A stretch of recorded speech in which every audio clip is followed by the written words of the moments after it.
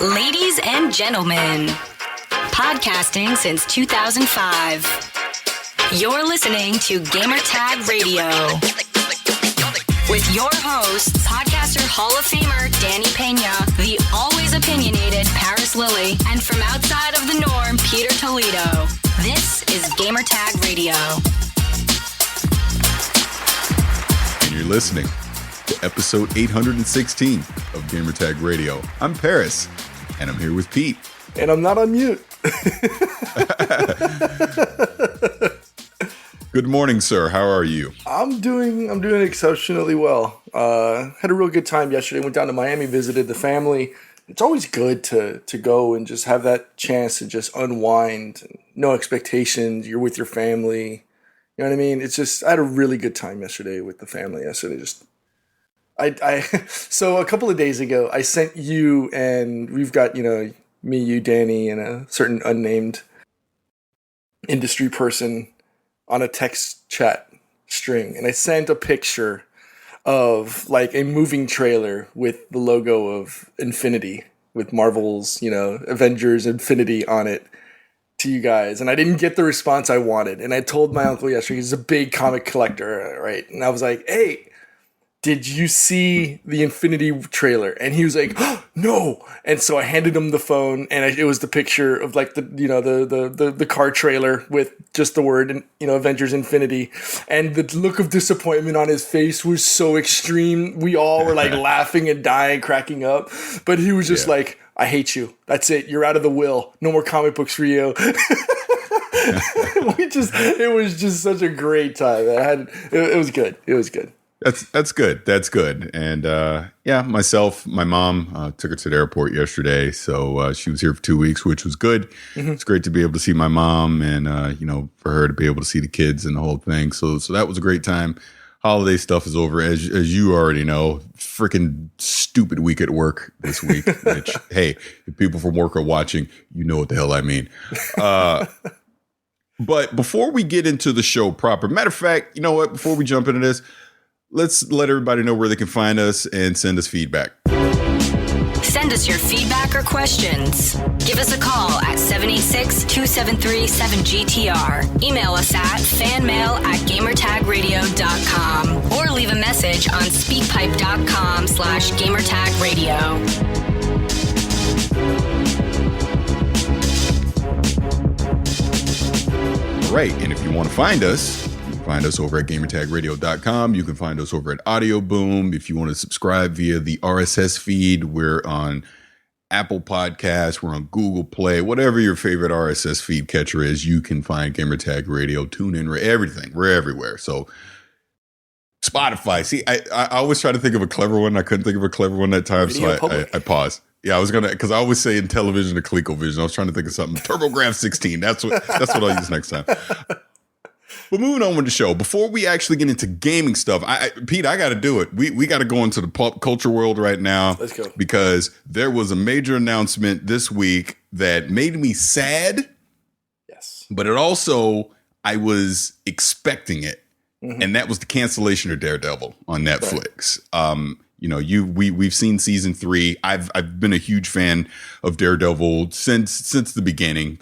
To me, of the Netflix shows, it was always just the top tier, show on there. And season 3 was just kind of the absolute culmination of everything that they've done over the past. God, has it been 4 or 5 years or whatever they've been doing this Netflix Marvel MCU stuff? And sad to see it go, but with the current climate, with Disney starting their own streaming service. Just Netflix, the escalating costs of renewals of Netflix having to try and keep these characters when Disney has made it very clear, we're not going to let you add anything else to it. The characters you got is all you will have, and having to try and build around that. I actually understand why Netflix is doing what they're doing. And don't get it twisted. Jessica Jones and The Punisher will get canceled after they premiere in 2019 as well. Netflix is done, because for Netflix, it makes more sense to invest their money into their original content, into the content that they own and control, versus still trying to get content from a third party such as Disney, especially when Disney has no incentive to play fair with them anymore, or to work with them or give them a deal on renewal fees or anything. So, had a great run. They're washing their hands of it, and they're going to move on. Disney obviously has said that Daredevil, the character, will live on. But like I tweeted, and after the way season 3 ended, it was very fitting. I think Daredevil can end the way that it did in season 3. I won't spoil anything, but hey, good luck replacing Charlie Cox as Daredevil or Vincent D'Onofrio as Kingpin. Good luck. That is literally trying to replace Heath Ledger as the Joker, which we've already seen DC struggle with that, and we'll see what happens with this next incarnation of the Joker on that side. But I'm bringing all that up because I'm actually very curious to hear your thoughts on this, Pete, and what you think about Daredevil and everything that's happened. Agreed with you with regards to Daredevil. I think it's a shame that we're not going to see what was planned out. And I think you had tweeted out or you had retweeted an executive producer of Daredevil. They had the entire season 4 ready to go, mapped out the entire storyline, and said that Marvel fans were going to love what was coming because they had a lot of things that, you know, the comic book community was anticipating or looking forward to with regards to Daredevil. So I agree. It hurts, especially because, in my personal opinion, season 3 has been the best Marvel Netflix series episode, season out of all of them. Mm-hmm. You know, Daredevil, throw Punisher in there, throw in first season of Luke Cage, which I loved, throw in the first season of Jessica Jones. Yes, I understand that Jessica Jones is in production. I don't need a third season. I don't want Jessica Jones to be the last thing that I taste in this whole Marvel Netflix thing. And just to cut in really quick on that, they've already filmed Jessica Jones and the Punisher. Those are in the can. So I think what's going to happen is you'll get Jessica Jones first. Punisher will basically be the last thing that we'll see. I thought Punisher season 2 was coming early 2019, and with the season 3 of Jessica Jones just wrapping, that would be the last thing that we got to see. You could be right. Maybe I'm wrong. I could be. I don't think they've put a date. I don't think they've put a release date on that. But like I said, I don't want Jessica Jones to be the last thing I taste coming out of this whole Marvel Netflix partnership that they had. Right? If they swapped it and gave me Punisher season 2 as the last thing I see, that might spray a little of the cooling agent on the burn, right? That might be a little aloe on the burn and makes it go away a little bit, easier for me. But yeah, man, that leaves a salty taste in my mouth. And then I think there was a couple of posts. I think one was a Comic Book Resource or something like that. Marvel stated that if you're expecting another Daredevil-ish Marvel, the violent, the gritty, the hardcore view of what we were seeing on the Netflix side on the Disney streaming service, it's not happening, So, yeah, I know they said that they're, look to, you'll see Foggy and crew back again, but I don't think we're going to see them in the way that we saw them in Netflix. No, and I wouldn't have expected that anyways, because you have to remember Netflix owns this version of these MCU characters, this multiverse. So it wouldn't have been as simple as, we're just going to move them over to Disney Plus. Like literally I say literally a lot. I got to stop doing that. The seasons that aired on Netflix would stay on Netflix. So it would almost be this confusion of you'd have to have Netflix and you'd have to have Disney Plus, and you'd have this continuing story happening on Disney Plus. And it was like, but by the way, if you want to see what happened before, subscribe to Netflix and go to the other one. So it just makes sense. Just cut the ties now, make it a clean cut, and whatever they decide to do with these characters moving forward, do it. I'd like to see Daredevil turn into something on Disney Plus. It's just take a break though. It's going to be very hard to replace these characters the way we remember them. Same with the Punisher as well, because I really enjoyed that first season. That's another character that's going to be iconic. That's going to be hard to just, we have a new actor and a whole new storyline and cast. No one's going to want to see that. And he did such a great job as the Punisher, seeing John Bernthal as Frank Castle. It's funny how when everybody saw him in The Walking Dead as Shane, and then it was like he would be the perfect Punisher, and then he started, pushing for the role, and then it happened, and now it's like, I don't want another Punisher. It's kind of like you said, I don't want another Joker. I don't care how everybody says, was it Joaquin Phoenix is going to do a great job with his role. I don't want to think about the Jared Leto ridiculousness. I've seen who I want. I want Heath Ledger. I know I'm never going to get another Heath Ledger Joker. I don't want another. And this will be our third iteration of Punisher between Thomas Janae and fourth, and the guy who played Drago. Yeah, well, you got Dolph Lundgren, you got Thomas Jane, and then you got the guy that was in Rome. Oh man, I forget his name now, but this is actually the fourth. Wow. Yeah. I don't want it anymore. I don't want any. I'm going to be that petulant child screaming, kicking at the dinner table. I don't want another Frank Castle. No, I agree. I mean, it is what it is. Look, I know we're talking about People Tuner. What the hell is this? What's the video game? But we just wanted to get this out way. No, I agree. It's an interesting time to see what's happening. So let's wrap this up, and I want to bring this up. Collider hosted the Russo brothers. They had an Infinity War screening here in LA earlier this week, and I tried to go, and turns out I couldn't go. Thank God I didn't, because I am not going to lie to you, Pete. I would have been on fire mad at the end of that, because I fully expected to be Avengers 4 trailer that they were just that was going to be the premiere of it at this thing. So good thing they said ahead of time, nope. We're not doing that. There will be no trailer. We're not having any Avengers 4 talk as well. But on a positive note, it looks like we're going to get it before December 5th. So as people are listening to this, it could have actually aired already. So it is imminent. We're getting this teaser trailer for Avengers 4, and I'm actually very excited to see what it's going to be. And I know we don't talk too much pop culture, so anything you want to add really quick? No, just You know my love and affliction for comic book, for all things comic books. So yeah. I'm curious to see what Marvel is going to do. And on the converse, shout out to DC. Their DC platform online, the streaming platform with comic books, the Titan series. Hey, I'll go out on a limb. At me if you want, at Pete Rock on Twitter. Titans is better than anything and everything that the Arrowverse has put out to date. Bite me.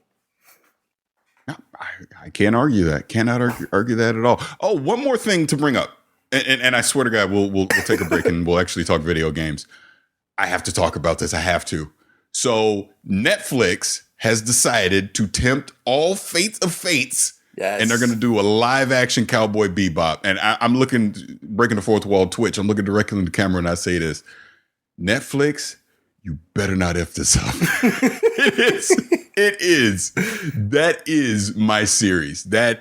My name, Vicious 696, I've said it a million times, came from that show. That's how much that show has meant to me over the years, and just how much I cherish it. And you cannot screw this up. You cannot screw up these characters, that story, and what that anime has mean. Look, at a minimum, I'm gonna tell you right now, if Watanabe and Yoko Kanno are not a part of this, burn it all and throw it in the dumpster fire in the trash. I'm sure they will be. I'm sure there will be. But she has to do the soundtrack for this. She has to. If the seatbelts aren't doing this, then I don't want it, right? And Watanabe, this is obviously his creation. This is his baby. So if he is not heavily involved with whatever the story is going to be, with the casting, etc., don't do it. Simply do not do it, because that's how precious this is to me. So much so, and I'm saying this on this podcast, and I'm shamelessly plugging something else I'll do here soon. I've always wanted to do an audio commentary for Cowboy Bebop. And when this dropped, I said to myself, you know what? I need to get off my ass and just do it. So I'm gonna plan this out. I'm gonna do it right. I'm literally gonna write everything, and I'm gonna just sit down, watch all 26 episodes, hit the record button, and just do audio commentary, and the movie too. I'm just going to do it. I've always wanted to do it. I'm going to do it because it's something that means that much to me. And I can't discuss Cowboy Bebop in a 1 hour podcast. I mean, the fact that I could do it per episode, give my thoughts per episode, I think would be the perfect way to do it. And if no one listens to it, fine. I'm doing it for me because it's something I wanted to do. So I know I brought this up last week on the last episode, and I think it was, I think we brought it up on the after show about who could or should play Spike. I know that the character was born in Mars, and I'm asking you because you're probably the biggest, Bebop fan I know. Does Spike have to be an Asian? Should it be cast as an Asian character? Because I know he was. That's tough, man. Because I know that's a tough one. The basis of the character was he was created as an homage to an Asian Japanese person, but he was born on Mars and he's got the green hair, etc., bionics and stuff like that. Does the character have to be Asian? I'm gonna say no for him, but Faye, yes. Yes. Faye has to be Japanese. She has to be. Okay. Spike, no, but and not that it needs to, because I know everyone thinks it's going to be Keanu Reeves. No way, that would be horrible. No. Don't do Keanu Reeves. But a Keanu Reeves type who is he's obviously part Asian. I mean, you totally can see it. So maybe a blend of it, but absolutely do not cast a known actor. I don't want a known actor to do this. Go get an unknown, get someone that we have no idea about to be Spike. Same with Vicious. Don't cast a known person. Jet, I think you could get away with maybe use him as the familiar person as the intro into the world. And then Ed, oh my God, I don't know who they can get Ed, because it has to probably be a teen, preteen type person, a kid. Gonna have to have some amazing chops. In our after show last episode, I was saying either Taron Egerton from the Kingsman series, or the main character, the guy who played Baby in Baby Driver. I can't remember his name. It doesn't matter, but it was either one of those two. I think could be a good role. A good person. And then for Ed, I said the actress, the one that plays Shuri in Avengers, in Black Panther. Yeah. She's too big, I think. As an actress. I think she's too, at this point now. I mean, we would have said this a year ago, then sure. But yeah, I think she's blown up too much to be the person. But anyway, I know we're talking way too much about this. So let's do this. I'm going to table this. I'm sure we'll talk about this 10 million more times in the future, but let's take a break. We got a couple ads this week, so let's take a break right now. We're going to play an ad, and then we'll come back, and we're going to start talking video games. You're listening to Gamertag Radio.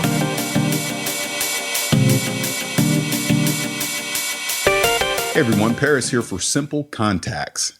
They are the most convenient way to renew your contact lens prescription and reorder your brand of contacts from anywhere in minutes, instead of heading to the doctor year after year just to renew your prescription for something you wear every day. You can do it on your own time and in terms just a few minutes. This is a vision care for the 21st century. So how does it work? Need to renew your prescription? Just takes 5 minutes. Simple Contacts Vision Test Online. It'll be reviewed by a licensed doctor. You receive a renewed prescription and reorder your contacts. All you need is your current contacts, an internet connection, and 10 feet of space. Even if you're totally out of contacts, you've got an option for you too. And if you have an unexpired RX and need more contacts, just upload a photo of it to your doctor's information and order your lenses. They'll do all the hard work for you and take care of verifying and confirming your prescription. It's convenient. There are a million things demanding your time. Contact lenses should not be one of them. It's fast. Simple Contacts Vision Test is a self-guided test. It takes 5 minutes. Doing this live, folks. It's designed by an ophthalmologist, and a licensed doctor reviews your test so you can skip the office visit, but not the care. It's also a 5-star experience. The reviews speak for themselves. Simple Contacts has all the brands and type of lenses you're familiar with, so you never have to shop around to find your lenses at a best price. It also saves you money. The vision test is only $20 compared to what you would do at an appointment, which could cost you upwards of $200. The contact lens and prices are unbeatable. Standard shipping is free. And best of all, we're offering a promotion to our listeners. So, if you want to take advantage of this, all you have to do is simply go over to simplecontacts.com/GTR to take advantage of that $20 offer. Again, that is simplecontacts.com GTR. Use our promo code GTR for that $20 offer on your contact lenses. Again, that is Simple Contacts. This is Gamertag Radio. Voicemail at 786-2737-GTR. All right, Pete, let's start this one off with GameStop. Their shares have hit an 8-month low, I believe it is. Yep. And the overall theme of what I want to talk about on this is GameStop in trouble? I know Michael Pachter, Wedbush, all those guys are saying that a sale is most likely imminent. But beyond that, are they in trouble? The brick and mortar game store, is that a dinosaur? Is it going away? What are your thoughts? I mean, the writing is on the wall. We've seen, go back, 10, 15 years ago, you had EB, you had the EB, was it Electronics Boutiques and all these other smaller stores, that were targeted towards either console or cartridge or CD style, game sales. We saw, was it GameStop itself that was bought by Hot Topic? I'm not sure on that. I think it was simply because they wanted to be able to start, because I think at that point they had seen the writing on the wall that they had to start expanding beyond just a hyper-focused video game sales type strategy. Now, over the last 8 months, their stock has tumbled, 13 something percent down to about just under $13 on Friday. Which is their biggest drop in general since March. You mentioned Michael Pachter says that he thinks that there's going to be a private equity sale imminent right before the holidays when it's expected to be their highest grossing mark of the year traditionally, right? Because it's the holidays, they say it's a sale and I'm using air quotes. But that just means that they marked it up 10, 15% so that they could tell you they gave you 20 off. It's not surprising that, when stocks start to tumble, that investors start hitting them up for sales. And it's GameStop themselves mentioned that on Thursday they were talking to third parties about a possible sale. They're still in flux with regards to their CEO. Here's a name from the Microsoft past, Shane Kim. Mm-hmm. He's a board member of GameStop, former Microsoft exec. He was named interim CEO of GameStop. Early, I think it was May, June or something like that, just before E3. So all signs are pointing to GameStop possibly not being that corner brick and mortar that you may have gone to regularly for your video games sales. Also think of what we're seeing with Amazon just running amok with everything in the digital sales space. You can, even go so far as calling, was it Green Man Gaming, CD Keys and all those other, tertiary or adjunct style, websites that sell you games digitally. It's becoming the market, cornerstone. You don't need to go and to your, you don't need to leave your house. You could just pick up your phone. You can pick up your iPad or your smart device, laptop, desktop, whatever. Go online, buy your code. It's the convenience of no longer requiring that disc. I know that there's people who like to have that tangible good in their hand.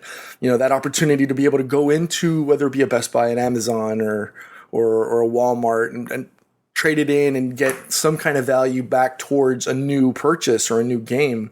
But I think the writing is on the wall, and this is going to be a big blockbuster shock to a lot of people, because not everybody is on board with the all digital movement. And so I don't think we'll see discs go away completely, because we're still in an age where our infrastructure. Well, according to Danny, they are. Well, I think he's starting to switch that up. I think he's starting to finally see the light of the light at the end of the tunnel on that. But I think it's not gonna go the way of the dodo, which is my terminology du jour. But I would not be surprised if we start seeing something major from GameStop in the next 60 to 90 days. Yeah, and agreed on all points of what you're saying. I do think we're saying the new consoles will be out by the end of 2020. I think a version of GameStop will still exist where there will be stores that you can walk into, excuse me, and purchase hardware and peripherals and physical copies and digital codes. I think that will still exist a couple years from now. 5 years from now, I don't think so.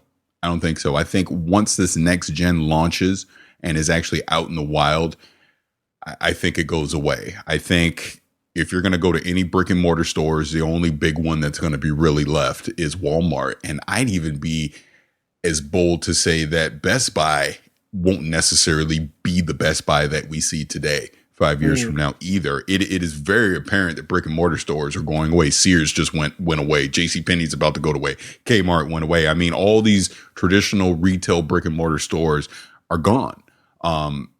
It's about, like you said, the Amazons of the world, you know, these digital distribution stores that you can go to now. A Green Man Gaming as an example. Obviously, Steam is another big one. GOG is another one on down the line.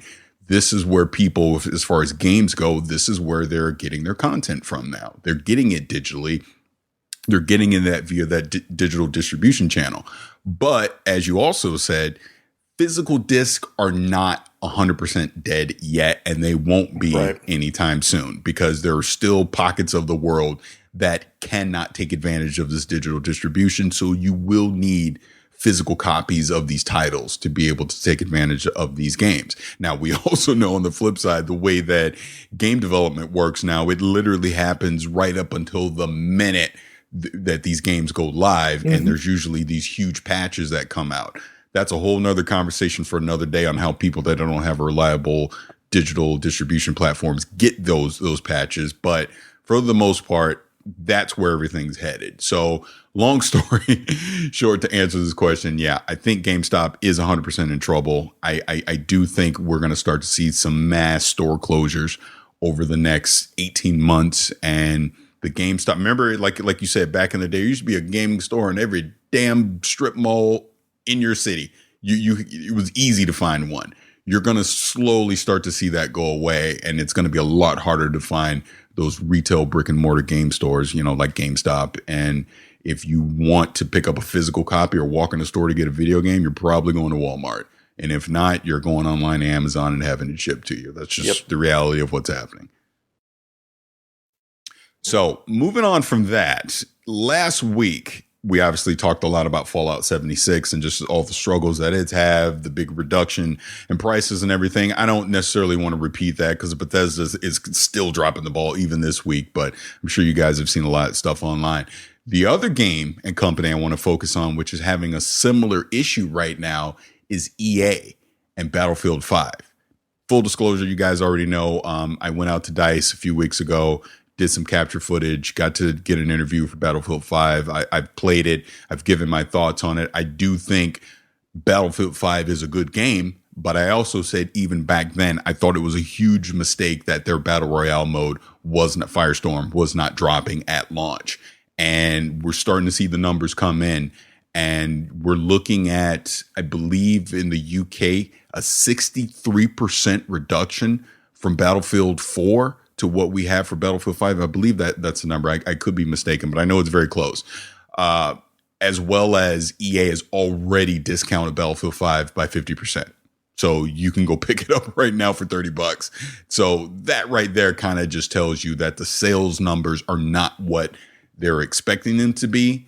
And we kind of saw this coming, Pete. I mean, this is something that we'd been talking about over the past few weeks which I believe not only was Battlefield 5 pushed back to the end of November versus where it was because of Red Dead 2, I also think because Battlefield 5 didn't have the modes ready for their basically their live game that they're trying to have right now. So it gave them some additional time to get some of that stuff ready, you know, with Tides of War and everything. And again, if you go play Battlefield 5 right now, if you're into Battlefield 5 and that world and how it works, fantastic. It's really fun. A lot of fun to play.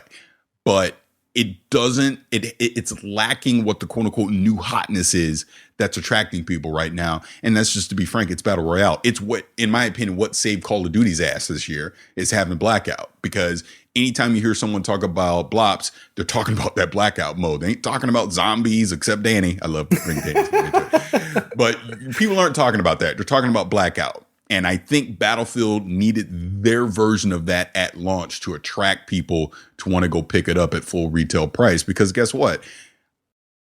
I obviously got the game as a part of me going to the event and everything. So I have it. But if I had to go out and go buy it, I wouldn't have bought it at launch. I would have waited until the spring when the Firestorm mode came out, because that's what I wanted to play. Right. And that's still what I want to play. So, and I know then it's going to be discounted. And like I've already said, it's already half off. So imagine when it's going to be in the spring. I could probably go pick up Battlefield 5 for like $20. Yeah, you know. So what are your thoughts? Well, when EA themselves sends out messages on Twitter, you know, with the try BFV hashtag, and you get to play it for 7 days for free, tells you a lot about what their expectations are and what the reality is of their sales numbers. They're trying to lure as many people into Battlefield as possible, because they see the writing on the wall, I think, that, hey, maybe Battlefield 5 isn't what we were expecting from a flagship / AAA franchise for them. I haven't seen. When was the last time you saw a game just drop and then within 30 days start offering 30 to 60% off of their original sales price? Fallout 76. Oh, no, quick correction. I did say Battlefield 4 with the 63%. It was I meant Battlefield 1, 63% drop in sales. So again, that was what a year ago. That's how crazy that is. So yeah, rough. But I'm blanking on the title's name, but we have seen in recent history that happen with something else, another big game, and I'm blanking on it. But please continue. Maybe I'll remember. Yeah, it's just. I mean, that offer was only 24 hours long, right? It was only enough for them to get that done. I don't know if people can still do that. Get that hashtag try BFV. What is it, Paris? I can hear you. Oh, I remember now. It's Titanfall 2. Oh yeah, another EA game. EA game. And what were we screaming 2 years ago? Why the hell are you launching this game in the middle against? And that was Battlefield 1. That was against Battlefield 1, right? Yep. Is that what it was? Yeah, against Battlefield 1, and then whatever the Call of Duty was that year. So that's insane. Yeah. Yeah. I don't know. I saw the writing on the wall, me personally, during the beta. Battlefield 5 for me. And it's not to take away from those that are enjoying it currently, because there's going to be a contingent of players who enjoy the Battlefield experience over the Call of Duty. They want that realism over arcadey experience, in a sense, We've started to see the decline on Blackout itself. I mean, I think I posted this in the Discord a couple of weeks ago, or a couple of days ago, where there was only about 20,000 viewers watching Blackout, and 15,000 of those happen to belong to Dr. Disrespect. So when 60+% of your viewership is on one person, and by the way, PUBG had 50,000 viewers at that time. Where's all the hatred that that PUBG was getting? Why don't we have people beating down the door saying that Blackout is on the decline? That's my question. And that's me, just because I'm a PUBG apologist, right? So, and I'll accept that title any day. But are we seeing the decline of the Call of Duty title as the preeminent shooter now? And people are now saying, well, I would say probably, I'm going to go ahead and say it, even though I am the apologist, Fortnite is the preeminent shooter in the space. As cartoony as it is, it's still the number one shooter in the video game arena. But we saw Call of Duty, we saw the rise after launch. Has it maybe started tapering off, and it's now second, possibly third place now? It's no longer the top dog anymore? Has the hype subsided? I I mean, the numbers don't lie, right? If that's what the numbers are saying, then that is what it is. I think in the overall scope, the Call of Duty IP itself is still the big dog in the house. Forget it being whether it's the top shooter or not. When it comes to making money, it's still the GOAT. Right. I mean, look, Rockstar only comes around about every 4 or 5 years, but Call of Duty's every damn year. So Activision is still making hand over fist with that title. So you can't argue that. That is what it is. But as far as what, quote unquote, the streaming crowds, what they want to watch, what they consider entertainment, it's Fortnite. We know that. I mean, that just goes without question. And it's showing no signs of slowing down. It is what it is. And going back to, originally what brought all this up with Battlefield, they don't have anything that can compete with that. Because as much as it may be fun to play Battlefield, I don't think it's that fun to just sit down and watch it for hours on end. I don't think it has that 30 seconds of what's the word I'm looking for? It's that 30 seconds of fun, I guess, is the thing, that hook where something's happening really quick to keep you excited and to keep you engaged, because you can have some very slow moments in a Battlefield type game because it's not an arcade shooter. It's more of I'm blanking on words today, folks, but it's more of not a realistic shooter, but you know what I mean. It's more arcade. You know what I mean? It's not arcadey. It's one. Oh, you mean Battlefield? It's more realistic. Battlefield. Well, yeah. Battlefield has more of a sense of realism than that. Look, with my St. Petersburg education, I was trying to figure out a fancy word and I couldn't. So thank you. I'm gonna throw this little quick tidbit in here. Shout out to Fortnite real quick. 9.2 million unique players in their NA and EU Winter Royale qualifiers over 48 hours, Thursday and Friday. That's insane. Numbers 9.2 million plus unique players. That's an absurd number of players.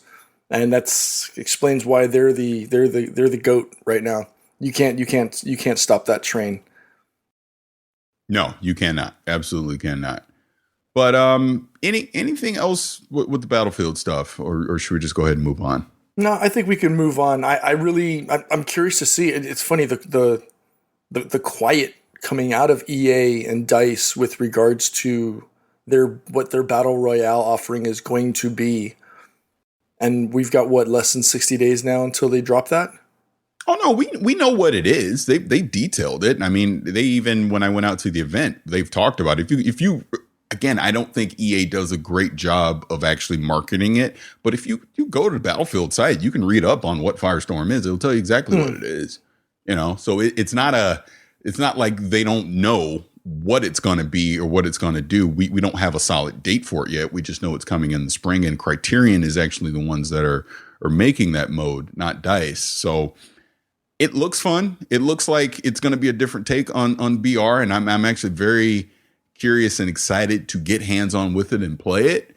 But like I said, I think they may be missing their window for it, of having people actually care, because it probably should have been at launch. And I think definitely would have helped out Battlefield, right now, as far as just retail sales go.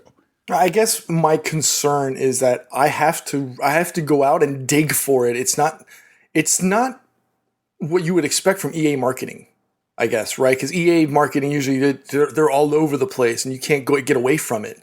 But the fact that I have to go digging and searching and looking for this, I don't know. For me, it's concerning, especially knowing how EA's marketing has worked in the past for each and almost every one of their titles. Yeah.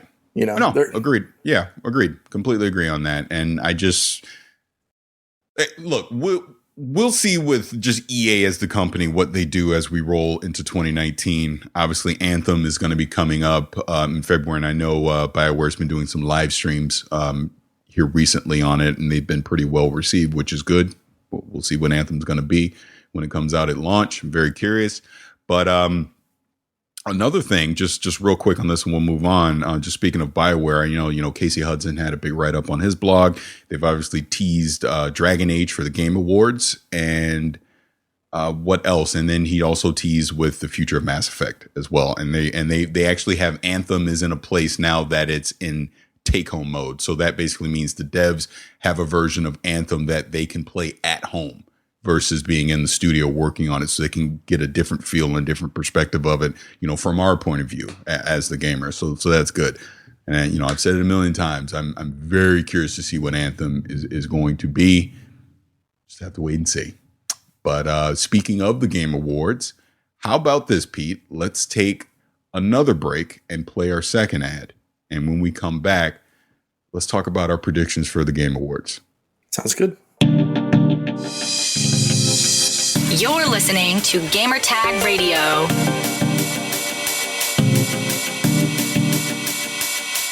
Episode 816 of the Gamertag Radio podcast is sponsored by Nighthawk Pro Gaming from Netgear, rated 2018's top performing gaming router by PC Gamer and IGN. There's no question that online gaming demands a stable and low latency connection. Running multiple connected devices will cause network congestion that most gateways simply can't handle. Switching your existing gateway or router to an XR500 gaming router will improve your online connectivity. It's the easiest way to improve your online gaming experience, and it has the biggest impact. You shouldn't have to compete with other online devices for bandwidth. Save the competition for the game. The XR500 router creates an express lane just for your gaming to give you incredible speed and no lag. With this high-performance gaming router, you will have complete control of your gaming experience. The XR500 is purpose-built to lower your ping, stabilize your connection, and help you game at incredible speeds. Keep your game alive with features like geofiltering, traffic prioritization, and device management. The Nighthawk Pro Gaming Router transforms your gaming experience and gives you the power to win. Visit netgear.com/NPG and learn how you can join the No Lag crew. This is Gamertag Radio. Voicemail at 786-2737-GTR.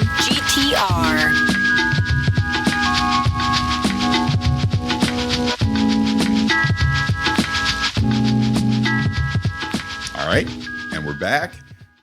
Game Awards, December 6th. So as people are listening to this / watching this on Twitch, that'll be a few days from now. And, like we said in the past, I'm actually really anticipating this one. I think this show is really starting to come into its own and starting to hit a maturity level that we can actually look at this from a gaming standpoint, from our industry, from our community. We can look at this as a prestigious event now versus just something that B and C level actors are forced to go to by their PR people and present awards. So I'm excited for this one. We've looked at the nomination list, and Pete, I know you wanted to kind of get into some predictions. So do you want to kick that off? We might as well just jump right up to the top, right? I think I don't want to go through each and every one of them. I think they've got something like 20 something plus, categories, and I don't want to go through that. I don't think we have enough time in the show for for that. So I think we'll start off. Let's just go for the big one, right? Game of the year. I may have said some contentious comments a couple of days ago with what I thought was, game of the year with regards to Monster Hunter World. Me personally, I still don't think it's game of the year, but that's my personal opinion. So right now they've got Assassin's Creed Odyssey from Ubisoft. They've got Celeste from Matt Makes Games, God of War from Sony Santa Monica, Marvel's Spider-Man from Insomniac, Monster Hunter World by Capcom, and Red Dead Redemption 2 by Rockstar. What are you going for? What are you saying? I'm not doing this from what I think it should be. I'm just going to do it from what I think it's going to win. Okay. Yeah. So Red Dead 2. Wow. Okay. I think God of War takes this one personally. Okay. No, and I look at this list. Wouldn't shock me if any of them won. To be honest, the one that would shock me would be Assassin's Creed of this list. But okay. But other than that, yeah. And I think you've gone on record saying God of War is your personal. Yes, of the year. But I've also not played Red Dead, so I'm speaking from a level of ignorance. Or Spider-Man. Exactly. Don't remind me. It's ridiculous. I have not played those two games yet. Okay. But excuse me. Which, by the way, just speaking of Red Dead, I know Red Dead, we can't talk about it because neither you and I are holding out for the PC version. Right. But Red Dead Online is out, and I've seen various people, some good, some bad, but overall good about that mode. So that's great to see, and we'll obviously see how that. They have their own BR mode as well, So here nor there. But moving on. So what's the next category you want to talk about? Best game direction. This is awarded to a game studio for outstanding creative vision and innovation in game direction and design. First one, A Way Out from Hazelight Studios and EA. Detroit Become Human by Quantic Dream. God of War by Sony Santa Monica. Marvel Spider-Man by Insomniac. And Red Dead Redemption 2 by Rockstar. Now, here's where I think God of War will win. And I also think they should win.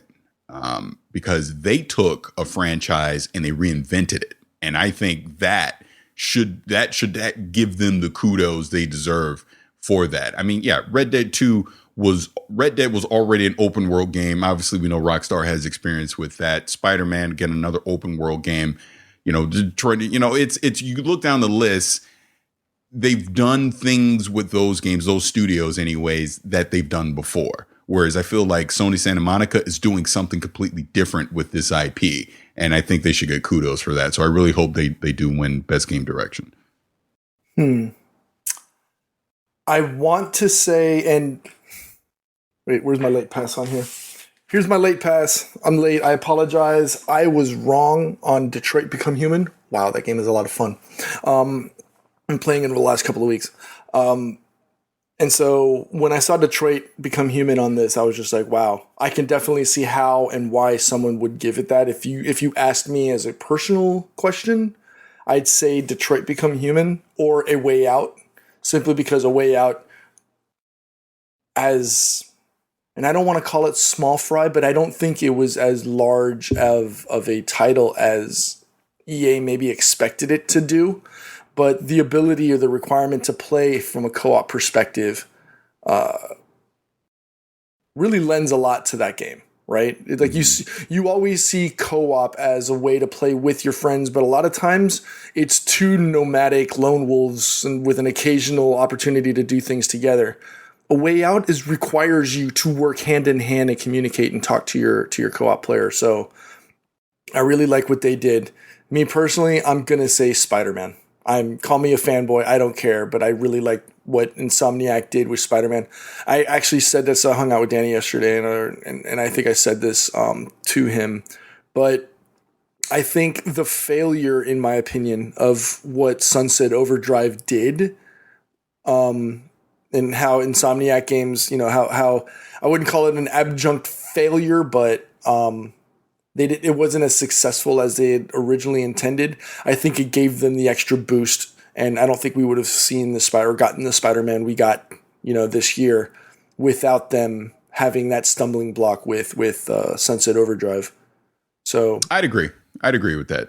I definitely agree with that. That game gave them the building blocks to what we eventually got now with Spider-Man. Right. So for me, I'm going to say Spider-Man. Right on. Let's do a couple more of these because again, it's a long list. So yes. I'll pick one so I can give my 2 cents on this topic. Best ongoing game, and the nominees are Destiny 2, Fortnite, No Man's Sky, Overwatch, and Tom Clancy's Rainbow Six Siege. Now, I'm going to tell you right now, Destiny, no, because they dropped the ball. They dropped the ball during the year, and yeah, they've really fixed it here recently. But no, for sure, not Destiny. Shocker, But I think Fortnite will win, but it should be Rainbow Six, in my opinion. Because you look at what Rainbow Six started out as, and actually, there's a great example of a game that had poor sales. They righted the ship, and it has just turned into this amazing esport now with just, they have their roadmap down. You know how the seasons work. It has become a fantastic title. I really think that is, in my opinion, the best ongoing game. Overwatch obviously has its huge audience, and we know Fortnite is just a juggernaut. So that's why I think Fortnite will win in this quote unquote popularity contest. But the real winner, in my 2 cents, should be Rainbow Six Siege. I don't disagree with you with any of your points. I mean, seeing how Rainbow Six has gone, like you said, I don't think they had the launch they expected. They kind of hid under the shadow of other titles. And now we've got things like the Six Invitational that happen every year, for tournaments. They're in esports regular, but how do you stop the juggernaut? You know, how do you stop what Fortnite is doing in Epic Games? So, I mean, I think at this point, although No Man's Sky, you could probably say is I wouldn't say 1A, but something to look to. The way they turned around and righted that ship, similar to the way Ubisoft did with Rainbow Six Siege. The way Hello Games turned that dumpster fire into what we're having now is a No Man's Sky. It's basically the Division 1.8. It's, I don't know. I see a lot of people playing it, man. It's improved. It's improved dramatically from what people got at launch. So you do have to give them kudos. Maybe not a lot. Maybe not a whole plateful, but at least a couple spoonfuls. I don't know about that, but okay, that's your opinion. We can agree to disagree. Okay. I know. I get what you're saying with Hello Games. Yes, the games had a great turnaround from what it was at launch, but I will contend it is still nowhere near what they promised before it launched, and that will always stick in the back of my head on that. Glad that it's had some kind of turnaround. I hope there's obviously a bigger population of people playing the game now and enjoying it, but it is quite frankly a game that I will never play. Just 2 cents. Okay. So let's move on to one final one. And this would be Best Narrative. So for that, Detroit Become Human, God of War, Life is Strange 2, Episode 1, Marvel Spider-Man, Red Dead Redemption 2. Now, I think Red Dead will wind up winning this one as well. But in my opinion, and again, I'm speaking from a level of ignorance because I ain't played all the games on here. I'm gonna stick with God of War. What do you think? I think God of War wins it. But if you asked me, if it's my personal opinion, if I was the one handing the envelope to whoever's going to be on stage, I think it's Detroit Become Human. I think the storytelling in this, the and I don't want to say racially charged, but the narrative given by the writers for this story with regards to can androids be humans? Can they be considered as a race? The juxtaposition of freedom versus slavery. There's a lot of targeted points in this game that open up for discussion. I actually had a conversation about this with my daughter, who is the impetus for getting Detroit Become Human, because she loves the lead character, the actor that plays the lead character, Marcus.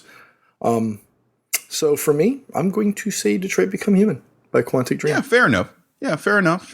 I can totally see that. And again, just to wrap this up, when you go down the complete list and you look at all the nominees for all the various topics, you can make an argument in every category for at least 2 or 3 games, which is great. And that's kind of the whole point. There isn't these clear cut, everything else just stands out from the rest. You have so many high quality titles that came out this year that, again, it's why I'm very excited for the Game Awards and for the celebration of the gaming industry as a whole. Sure, there has to be a winner in every category, but you're going to see all these games get some kind of shine, during the award show on the 6th. And not to mention the Russo brothers are going to be there to do something. And I would assume we already have the Avengers 4 trailer. There's no way in hell that Disney is going to debut the Avengers 4 trailer at the Game Awards. So my guess is maybe we get the Avengers game teaser, from Square Enix. I would love to see that, because I mean that's the other part of the show. We're going to get a lot of world premieres that are going to happen there. So I'm also excited to see what those will be as well. Like we hinted earlier, EA maybe BioWare may be showing off a new Dragon Age at that. So excited for it. Definitely excited for the Game Awards coming up on the 6th. Same here. And we'll be doing and definitely we'll be doing that co-stream here on the channel. Yeah. So if you're interested, unfortunately, stop by. Yeah, definitely stop by. Unfortunately, I will not be able to attend. I will be at my wife's holiday party, most likely drinking some vodka. There you go.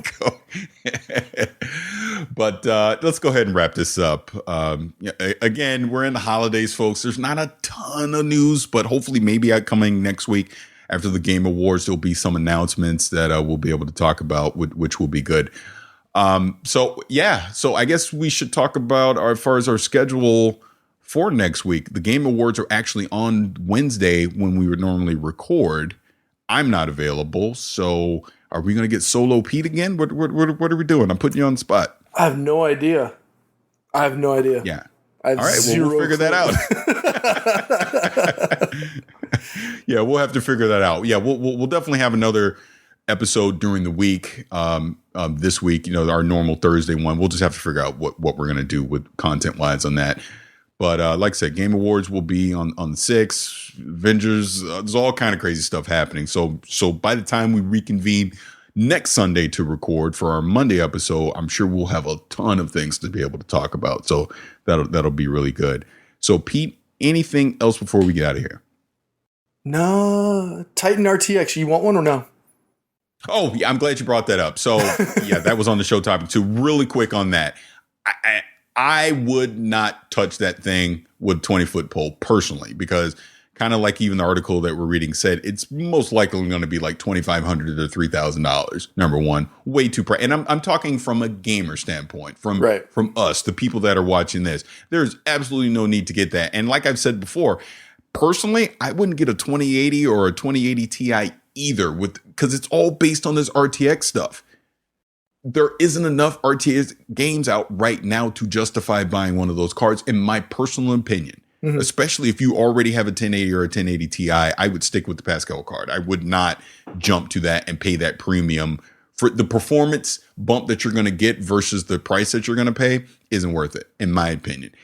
I think, and like I've said before, I'm going to build. I'm literally saving my pennies right now. I'm building my new PC in 2020 for Cyberpunk, and it will not be one of these cards that go in it. It's going to be the generation after that, guaranteed. There's just no need.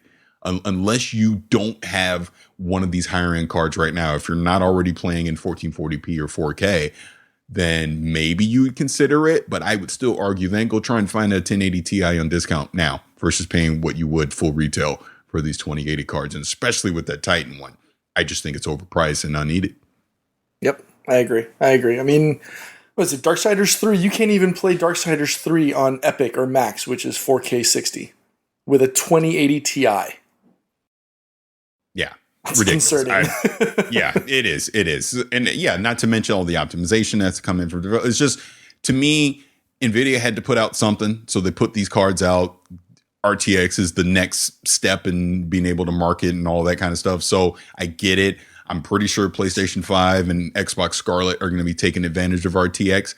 I would personally wait until then to even worry about any kind of type of RTX games right now. We're still in very early days of that tech. It's simply not worth the price of admission, in my opinion. I wouldn't. If I got to spend the money on it, I'm not doing it. That's all I'm saying. Yeah, 100% agree. Yep. So, okay. One more time for feedback right now. Send us your feedback or questions. Give us a call at 786-273-7GTR. Email us at fanmail@gamertagradio.com or leave a message on speakpipe.com/gamertagradio. All right, Pete, good show this week. Thank you, everybody, for listening. Thank you, everybody on Twitch that was watching us. This has been episode, wait a minute. See, I was going to say the wrong number, but now I'm not. Episode 816 of Gamertag Radio. I'm Paris. That's Pete. We will see you guys soon. Thanks for listening to Gamertag Radio. Be sure to like us on Facebook and follow us on Twitter.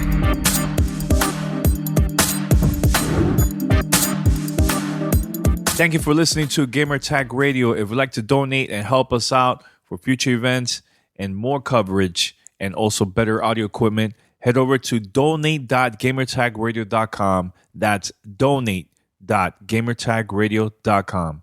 Thank you.